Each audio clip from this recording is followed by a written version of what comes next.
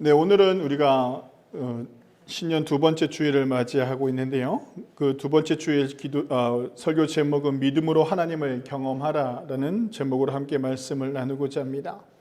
하나님을 기쁘시게 한다라는 것, 하나님을 경험한다라는 것은 믿음이 없이는 가능하지 않다라고 이렇게 히브리서가 분명히 밝히고 있습니다.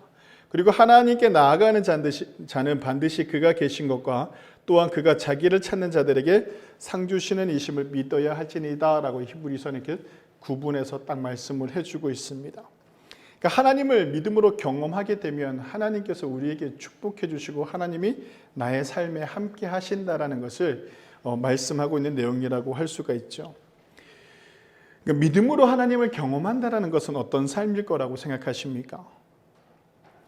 신앙인들이 가장 많이 듣는 소리가 있습니다. 그리고 항상 확인하고자 묻는 소리도 있죠. 그것이 무엇이냐면 이 말입니다. 믿습니까? 라는 거죠. 믿습니까? 믿으면 아멘이라는 소리를 우리는 신앙생활을 오래 하신 분들은 옛날부터 많이 들어왔을 것입니다. 설교자가 그냥 무턱대고 자기 얘기 막 하고 웃긴 얘기하다가 그냥 믿습니까만 해도 성도님들이 어떻습니까? 아멘하죠. 그게 무슨 내용인지도 모르고 아멘하는 경우도 많았습니다. 무엇을 믿는지도 모르고 아멘하는 경우가 많았죠.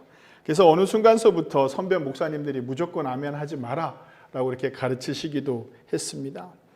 믿습니다 라고 얘기했을 때 여러분들은 무엇을 믿습니까?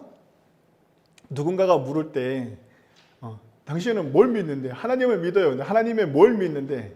하나님을 왜 믿는데? 라고 하면 여러분들은 어떻게 대답하십니까?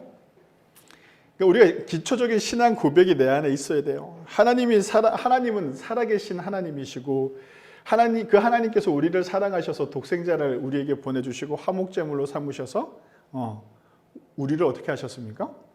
영생에 들어가는 구원을 우리에게 선물로 주신 분을 나는 믿습니다라고 이렇게 이야기하는 것이 기초 신앙 고백이라고 할 수 있습니다. 이것은요 주입해서도 알 수 있어요. 그렇지 않나요?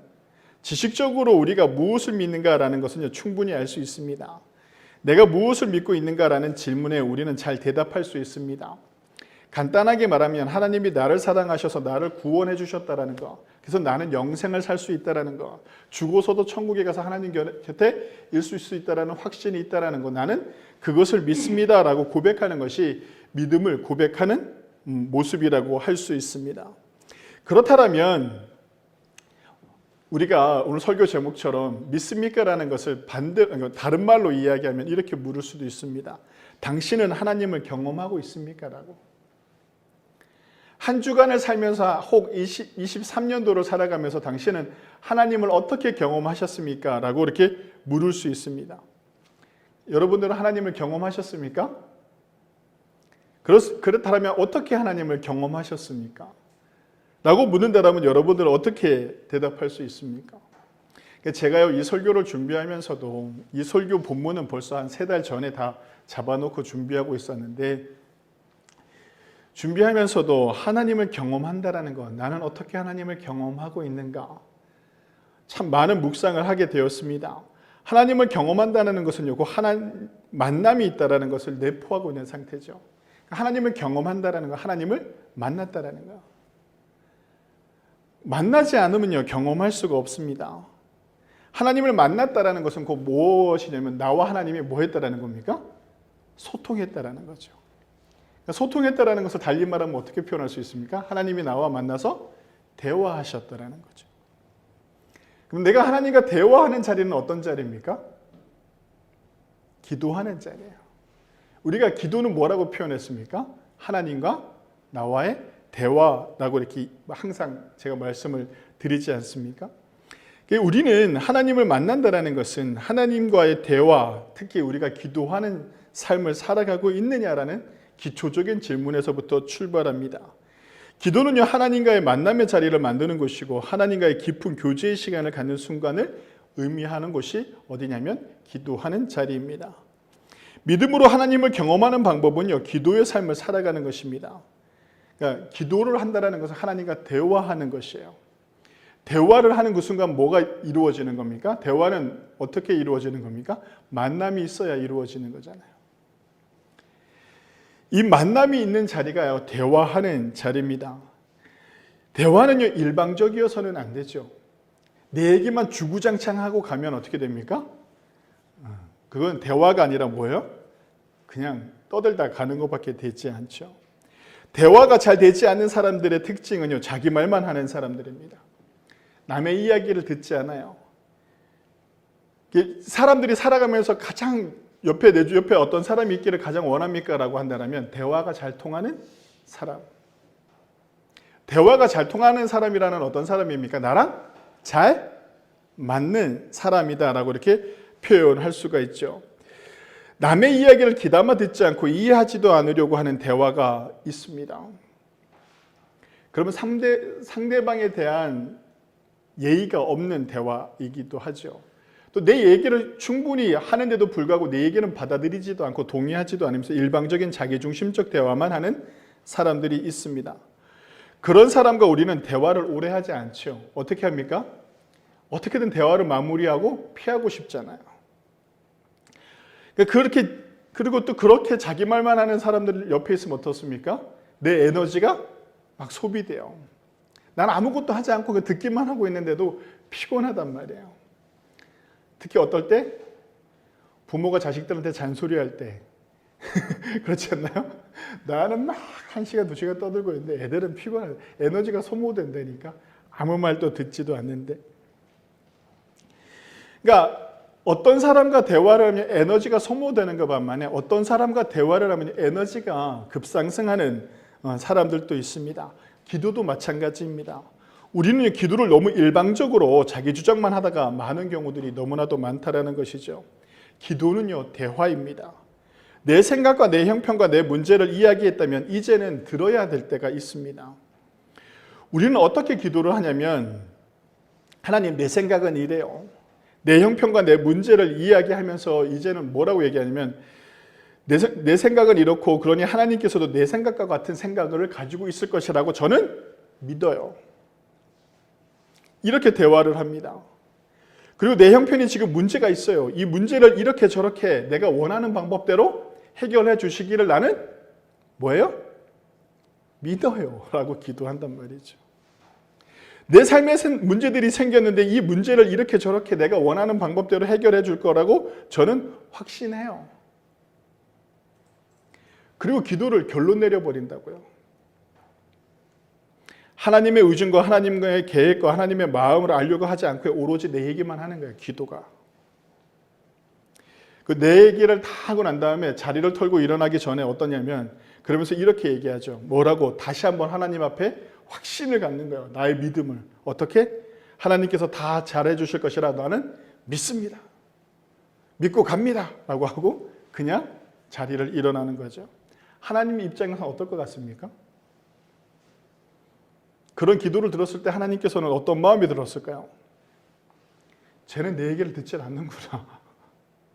지 얘기만 하다 가는구나. 이건 만남이 있는 자리가 아니에요. 이건 대화의 자리가 아니라는 거. 하나님과도 마찬가지예요. 우리는 좀 너무 당연하듯이 이렇게 하나님과 대화를 하고 있지 않나 돌아보아야 합니다. 내가 힘들 때만 하나님을 부르짖어요. 힘들 때 부르짖어도 돼요. 내가 괴로울 때 하나님을 부르짖어요. 하나님을 찾아요. 참 미련하죠. 목사님, 제가 이렇게 신앙을 얄팍해요. 아니, 그렇지 않아요. 힘들고 어려울 때 더욱더 주님을 찾고 하나님을 찾아야죠. 찾고 내 형편을 다 이야기해야 돼요. 그리고 난 다음에 어떻게 해야 된다고요? 들어야 돼요. 하나님께서 나에게 왜 이런 삶을 허락하셨던 걸까? 왜 나에게 이런 고통을 주시는 건가? 왜 나에게 이런 아픔을 주시는 건가? 하나님께서 왜 이런 나의 삶을 허락하셨는가라는 것을요, 하나님께 들어야 돼요. 하나님을 경험할 수 있는 가장 확실한 방법은 기도입니다. 그 기도 속에서 내가 하나님을 만났기 때문이죠. 그렇게 아름답고 고귀한 시간이 바로 기도의 시간이라고 할 수 있어요. 자기 일방적 표현으로 끝내고 마는 것이 아니라 내가 힘들고 나의 모든 것들을 하나님 앞에 기도하고 난 이후에 하나님께서 나에게 왜 이런 삶을 허락하시고 있는가? 또 나에게 바라시는 것이 무엇인가? 하나님께서 병만 고쳐주고 난 다음에 딱 끝내는 분이냐? 그렇지 않아요. 병에 걸렸으면 병을 고쳐주시고요. 하나님의 그 뜻을 분명히 표방하신다고요. 여러분들의 삶에 문제가 있나요? 그 문제를 해결해 주시면서 하나님께 그래 무조건 해결해 줄게. 도깨비 방망이처럼 뚝딱하고 다 해결해 주는 것이 아니라 하나님의 뜻이 그곳에 분명히 나타나야 되는 거예요. 하나님의 뜻이 있고 내가 하나님의 뜻을 받아들이는 그것이 하나님을 경험하는 자리라고 할 수 있습니다. 이제 대화의 깊이가 조금 깊어지면 이제 하나님의 뜻을 알아가려고 노력하게 됩니다. 지금 내 마음에 주시는 응답이 진정 하나님의 뜻인가? 하나님께서 왜 이런 걸 원하시는가? 그것이 하나님의 뜻이고 내가 하나님의 뜻을 이해하고 받아들였다면 이제 우리는 그것을 믿고 살아가는 거예요. 사도 바울이 그러잖아요. 하나님 앞에 3번이나 기도해요. 어떻게 기도하냐면 자기 육신의 고통이 있어서 하나님 앞에 이것을 치유해달라고 그래요. 왜냐하면 이 병 때문에 목회를 못하는 거예요. 잘 못해요.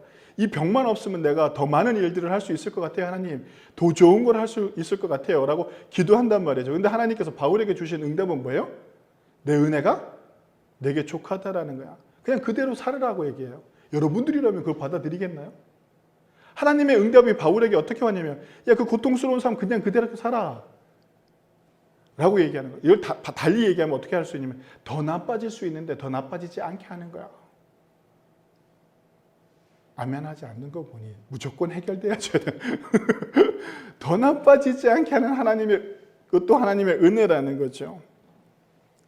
이렇듯 우리가 더 깊이 대화를 하면 하나님의 뜻을 알게 되고 받아들일 수 있어야 되는 거예요. 그것이 하나님을 경험하는 거죠. 이스라엘 역사에서요, 이것이 진정 하나님의 뜻입니까? 라고 물음을 던지는 사람이 하나 있었는데 그 사람이 누구냐면 사사시대의 기드온이라는 사람이에요. 사사시대는요, 이스라엘 역사 중에 가장 독특한 시대예요. 사사기 우리가 잘 있잖아요. 이 사사는 선비사자와 스승자자를 써서 사사기라고 이렇게 표현을 해요.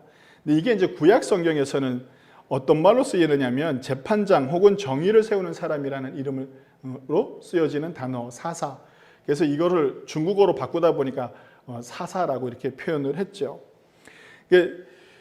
우리가 사사기에서 나오는 재판관 또는 의를 행하는 사람들 이런 개념보다는 이스라엘 민족을 외부로부터 지키고 군사적인 일들을 해나가는 그런 사람으로 보는 것이 우리는 좀 더 타당하다고 할 수가 있죠. 이 사사라는 직책은 좀 특별했어요. 사람들이 당신이 사사입니다라고 해서 세우지 않아요.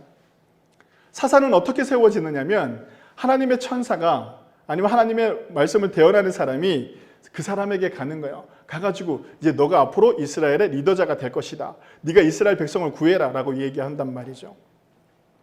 그랬을 때 이것이 진정 하나님의 뜻인가를 알아야 돼요. 사사를요, 하나님이 직접 택하여 세우신다는 것은요, 그의 주권과 통치를 상징하는 참으로 은혜로운 일이지만 이런 경우에 가장 문제가 되는 것이 바로 확신의 문제입니다.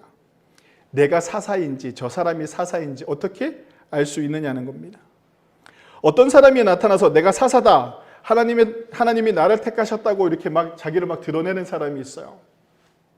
우리는 그를 어떻게 받아들일 수가 있을까요? 우리가 사사 시대에 살고 있다면. 아니면 혹은 이런 거예요. 내가 사사로 선택을 받았어요. 내가 사사로 선택을 받았는데 진짜 사사로 선택을 받은 사람인가? 아닌가? 어떻게 알 수 있나요? 더 심각한 문제가 바로 이거예요. 내가 사사인지 아닌지를 어떻게 아느냐라는 거죠. 이것은요, 하나님이 과연 나를 택하신 것인가? 하나님의 뜻을 온전히 알아야 되는 거예요. 성경에 보면 기드온이라는 사람이 나오는데 기드온이라는 사람은 어떤 사람이 되게 소심한 사람이었어요. 추수 때가 되어서 밀을 타작하는데 사람들한테 뺏길까 봐 어디서 타작을 하냐면 몰래 포도즙을 트는 아주 큰 틀 안에 들어가서 성인 사람이 들어갈 수 있는 큰 크기의 틀 안에 들어가서 몰래 밀을 타작하던 사람이에요. 그러니까 얼마나 소심한 사람이에요. 그죠? 경계도 심하고. 이런 사람에게 천사가 나타났어요. 천사가 나타나서 뭐라고 얘기하냐면 큰 용사여 여호와께서 너와 함께 하신다라고 이렇게 표현을 해요. 그랬더니 기드온이 긴가민가 해요. 이게 무슨 일인가 싶죠. 그러면서 천사가 기드온에게 뭐라고 얘기하냐면 내가 가서 이스라엘을 미디안의 손에서 구원하리라라고 이렇게 말씀해줘요. 그러니까 기드온이 뭐라고 얘기하냐면 내가 무엇으로 이스라엘을 구원할 수 있습니까? 라고 물어요. 그러면서 뭐라고 얘기하냐면 우리 집안은 별 볼 일 없는 집안이 우리가 가진 것이 없는데 나를 택하신다 해도 내가 하나님의 음성을 들었고 내가 천사의 음성을 들었고 나로 토하고 미디안에서 당신들을 구출하라고 합니다 라고 내가 백성들 앞에 나가서 얘기해도 나의 삶과 나의 형편을 봐서는 사람들이, 내 성격을 아는 사람들이 나를 받아주지 않을 것입니다 라고 이렇게 얘기해요. 그래서 계속 버텨요. 나는 아니라고. 그러면서 천사가 또 뭐라고 얘기하면 하나님이 반드시 너와 함께 하시면서 미디안을 물리치게 하신다라고 이렇게 말씀하죠. 그렇게 하니까 기드온이 급기야 이렇게 얘기해요. 나와 말씀하신 이가 주되신 표정을 나에게 보이소서라고요. 정말 하나님의 뜻인지 나에게 보여주십시오라고 이렇게 얘기한단 말이에요. 기드온을 리더자로 세우는 일인데 기드온이 하나님을 모르는 것도 아니고 천사를 본 이 놀라운 경험이 있는데도 불구하고 이게 진정 하나님의 뜻입니까? 라고 묻는다니까요. 어떤 사람들은 야, 이 사람 정말 믿음이 없는 기드온이었구나 라고 이렇게 설교하는 사람들도 있어요. 저는 그렇게 보지 않아요. 기드온과 같아야 돼요. 내가 막 영적인 체험을 했다니까요. 천사가 나타났어요. 천사가 나타나서 막 나에게 막 이상한 얘기를 해요. 나랑 전혀 상관없는 막 이야기들 하죠. 내가 감당할 수 없는 막 이야기들을 해요. 이것이 하나님의 뜻이라고 막 얘기해 준다면 이 영적인 것을 체험했는데 여러분들은 어떻게 하시겠습니까? 이 시대에 그런 영적인 것을 체험한 사람들은 어떻게 할 것 같아요? 바로 세상에 등장할 거예요, 아마. 내가 이렇게 하나님을 체험했다고. 어떤 애는요, 꿈에서 자기가 천당 갔다 왔다고 하면서 그 책을 냈는데 그 책이 베스트셀러가 됐어요.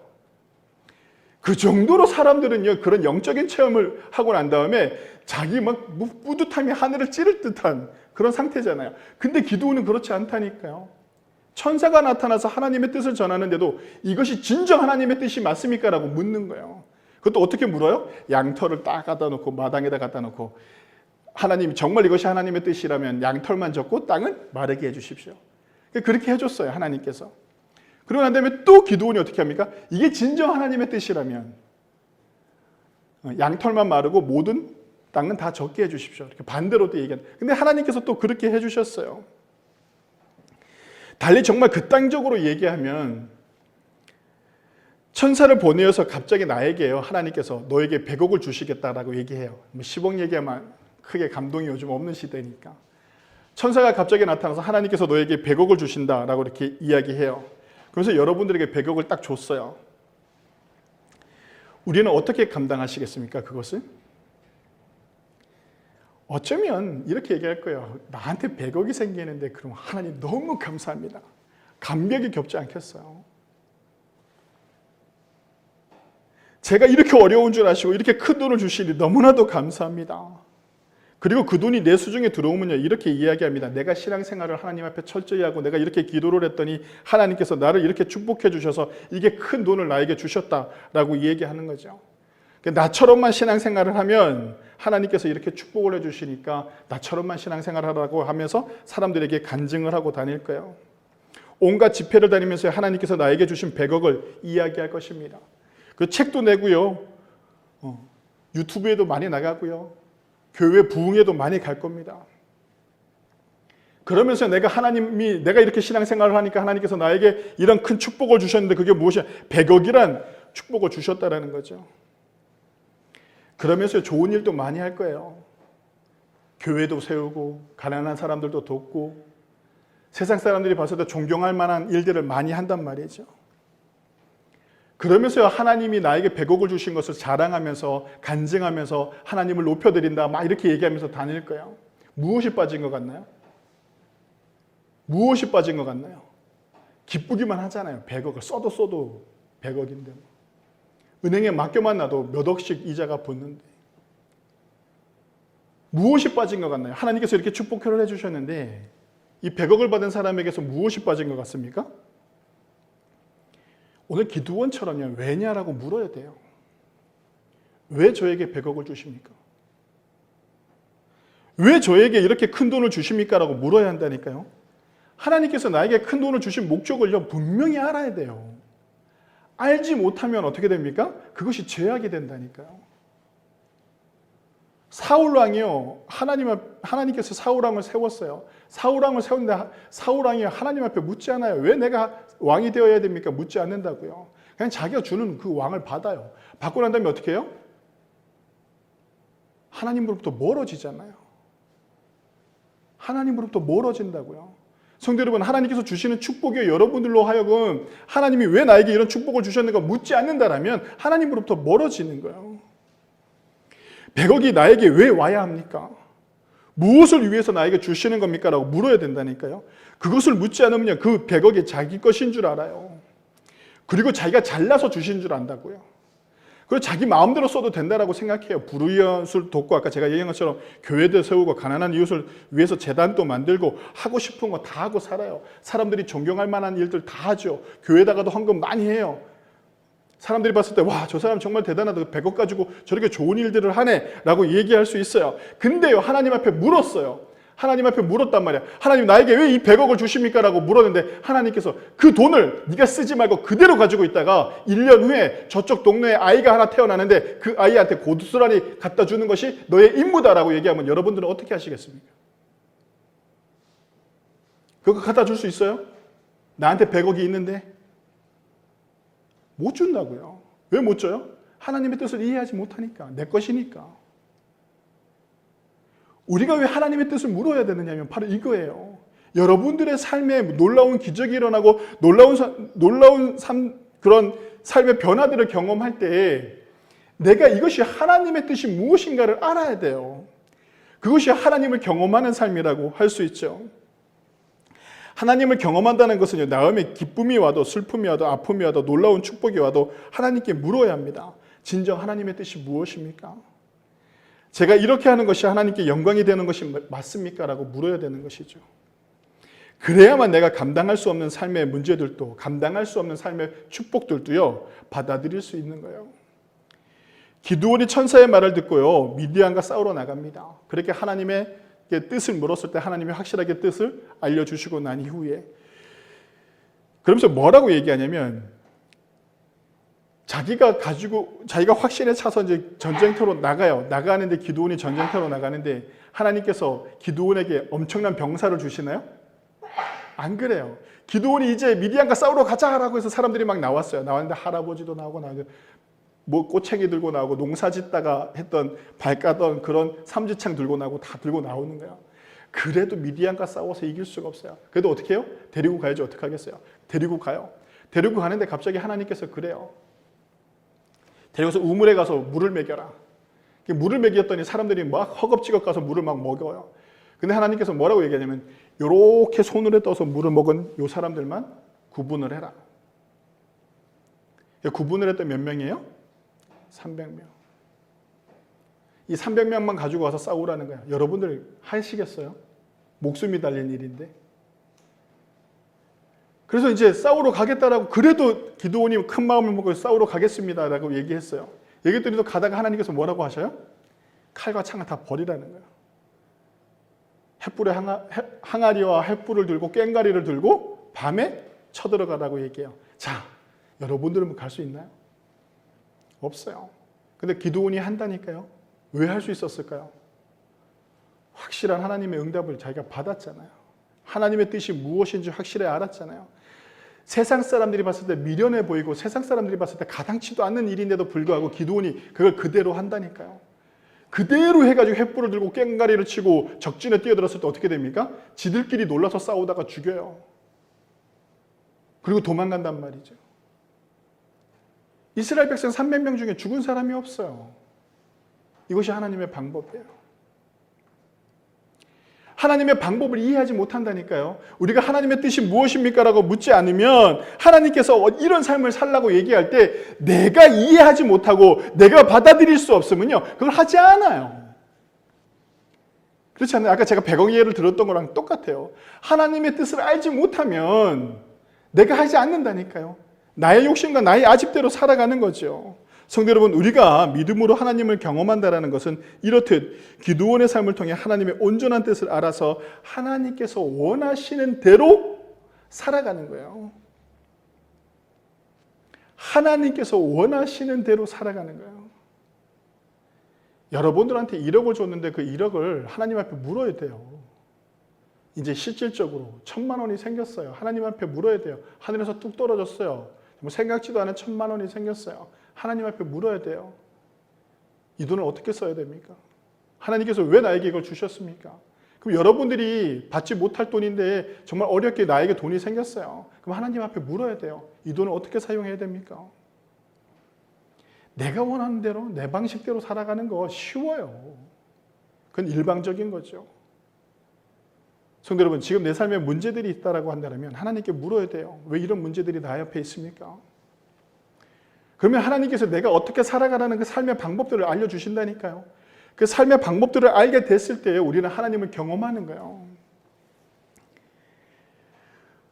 성도 여러분, 우리가 믿음으로 하나님을 경험한다는 건 이렇게 기도의 삶을 통해서 하나님의 뜻을 온전히 알아가는 것입니다.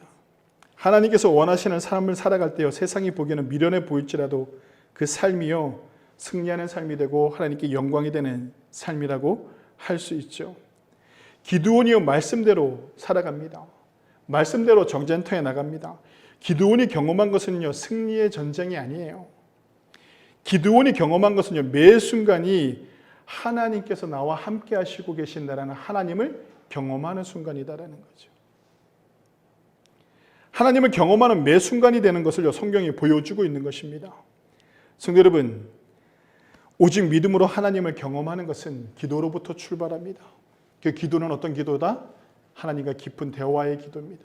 그 깊은 대화의 가장 핵심은 무엇이다? 하나님의 뜻을 알아가는 것이죠. 성도 여러분, 그런 삶 속에서 하나님께서 함께 하시고 하나님의 뜻대로 하나님께서 원하시는 대로 그 삶의 방향을 잡고 순종하며 살아갈 때 내 삶 속에서 하나님의 은혜를, 하나님의 살아계심을, 하나님의 능력을 경험하게 되는 것이에요. 그랬을 때 우리는 온전하게 나의 삶 속에 살아계신 하나님을 경험하게 되시고 역사하시는 하나님을 경험하게 되는 것이죠. 그것이 믿음의 기도로부터 출발한다는 것을 꼭 기억하시고 오직 믿음으로 하나님을 경험하시는 증산 제1교회 성도님들이 되시길 주님의 이름으로 간절히 축원합니다. 기도하시겠습니다.